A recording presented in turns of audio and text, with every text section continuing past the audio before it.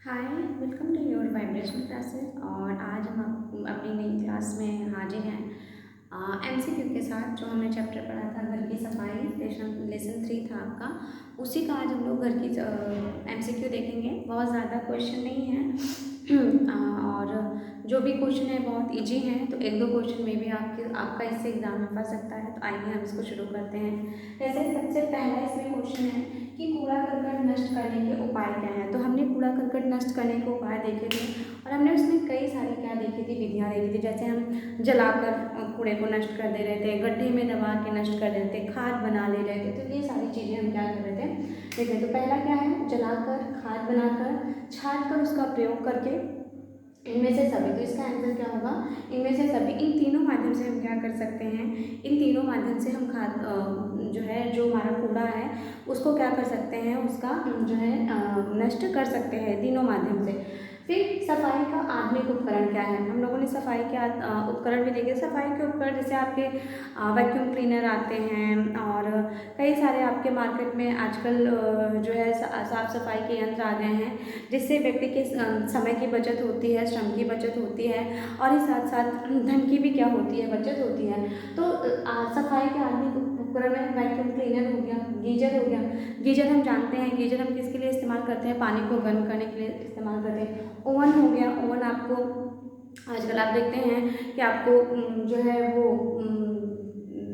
Bake करने के लिए हम ओवन का इस्तेमाल करते हैं। जैसे बिस्किट वगैरह बनाने के लिए करते हैं, उसके साथ ही साथ पिज्ज़ा वगैरह बनाने के लिए करते हैं। इन सब चीज़ के लिए हम क्या करते हैं, करके इनमें से सभी। तो ये तो ना तो ये होगा, क्योंकि ये इसका तो कोई भी साफ सफाई से मतलब नहीं है, इसका ये खाने पीने से संबंधित चीज़ों से है। तो हमारा आंसर क्या हो जाएगा, वैक्यूम क्लीनर हो जाएगा। ठीक है।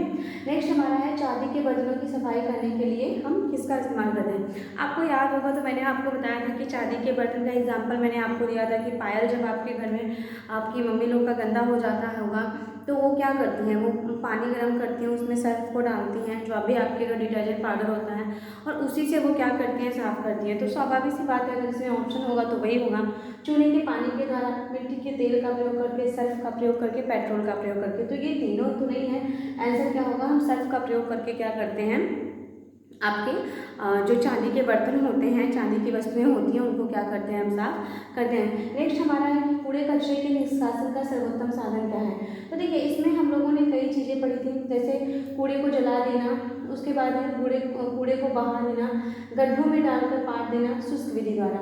तो वैसे आप कूड़े को जलाएंगे तो उससे आपके बहुत सारे हानिकारक गैस आपके जो है वातावरण में फैलेंगे, जो कि हमारे लिए, मनुष्य के लिए, जीव जंतुओं के लिए क्या होगा, हानिकारक होगा। कूड़े को बहा देना, आप कहीं भी नदियों में बहा देंगे, किसी भी खुले स्थानों में बहा देंगे, वो वहाँ पे सड़ेगा और गंदगी पैदा करेगा, ये भी हमारे सेहत के लिए चाहिए।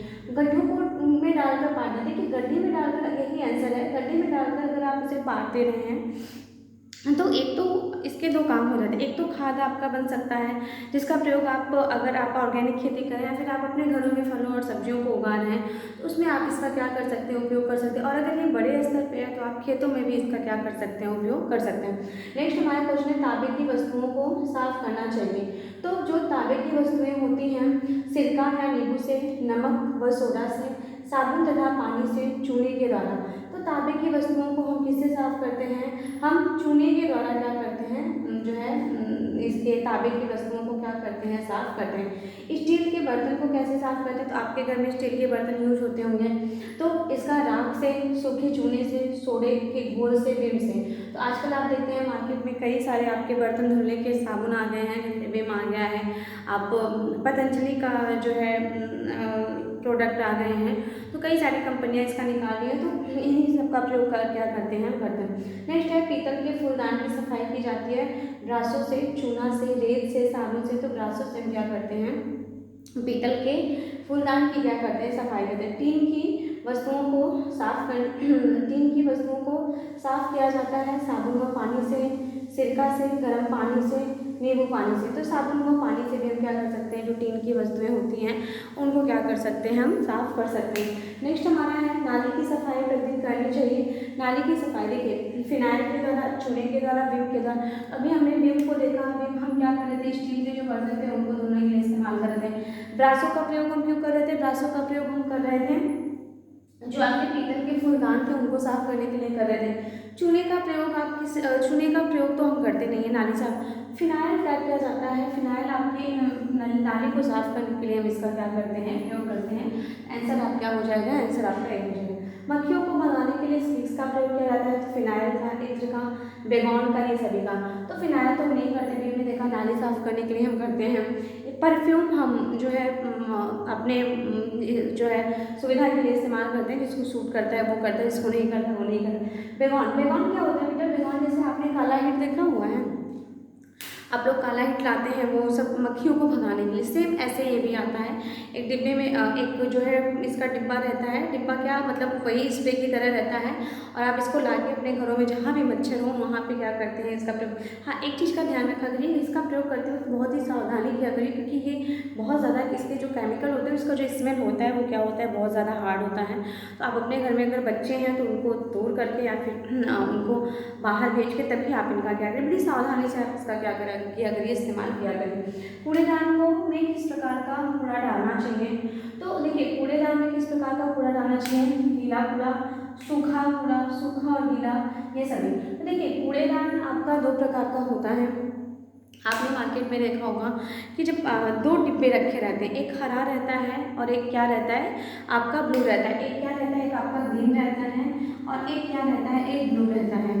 तो जो आपका ग्रीन होता है इसमें हम क्या करते हैं, इसमें हम गीले कूड़े को गीले कूड़े को डालते हैं, क्या करते हैं, गीले कूड़े को हम क्या करते हैं, डालते हैं। वैसे जो आपके ये डिब्बे होते हैं ये कई प्रकार के होते हैं। हाँ, अगर मैं कोशिश करूँगी नेक्स्ट टाइम आपकी जानकारी के लिए, हालांकि आपके बोर्ड के एग्जाम से उसका कोई मतलब नहीं है, लेकिन फॉर योर इन्फॉर्मेशन मैं उस वीडियो को डालूंगी। जैसे येलो कलर का डिब्बा यूज होता है, रेड कलर का डिब्बा यूज होता है, तो सारे डिब्बे इस्तेमाल किस लिए किए जाते हैं इनको हम क्या कर लेंगे, देख लेंगे। तो ग्रीन कलर का डिब्बा हम इसलिए करते हैं गीले कूड़े का इस्तेमाल करने के लिए, और ब्लू कलर का जो डिब्बा होता है उसमें हम क्या डालते हैं, सूखे कूड़े डालते हैं। क्या डालते हैं, सूखे कूड़े हम क्या करते हैं, डालते हैं।